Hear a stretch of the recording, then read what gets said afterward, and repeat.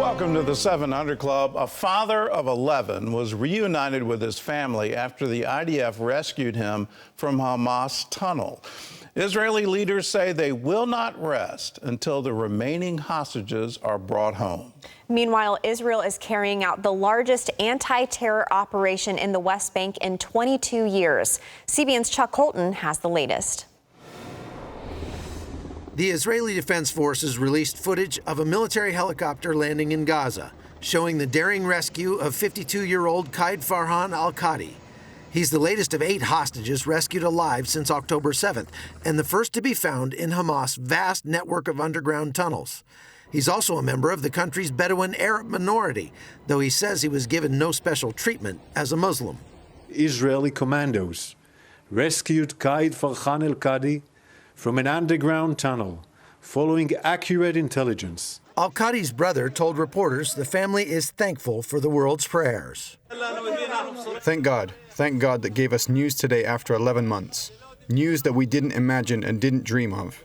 And thanks to the people who prayed for us, to the whole world, all the good people in the world. The father of 11 also rejoiced at being reunited with his family.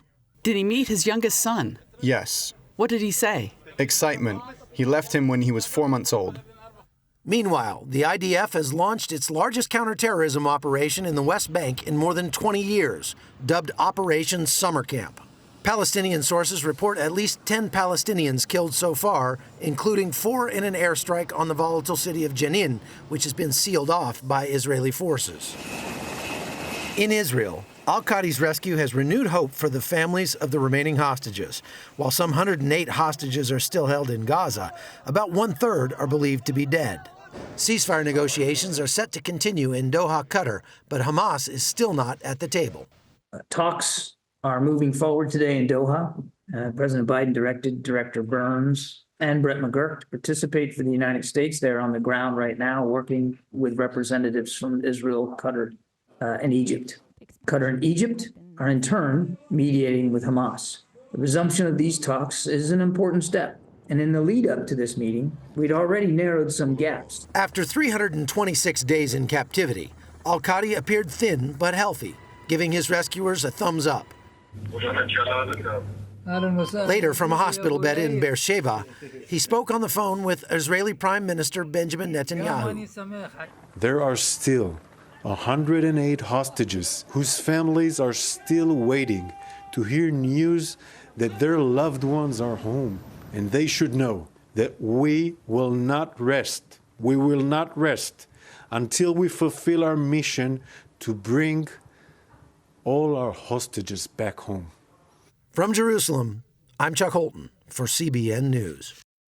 Well, that's a story you're likely not going to see anywhere else. And the reason is it cuts against this so-called narrative that Israel is an apartheid state.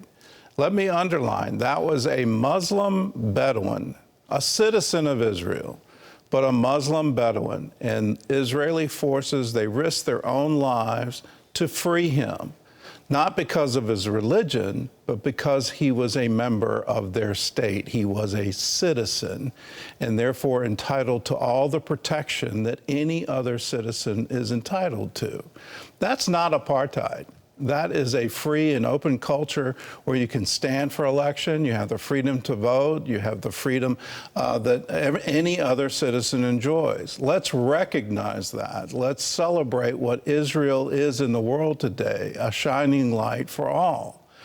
This story also underlines where is the outrage in the United States that U.S. citizens are there. U.S. citizens are in those same tunnels. And what are we doing to free them if we're not putting our full effort behind it and standing up for it? Where's the outrage? Where are we in our country saying we have to protect our own citizens from this horrible terrorist government of Gaza? Hamas is the government, and let's recognize that. They're the ones who started this horrible war. They're the ones that are keeping it going. They need to unconditionally surrender, release all the hostages, and lay down all their arms. Anything less than that, we can't tolerate.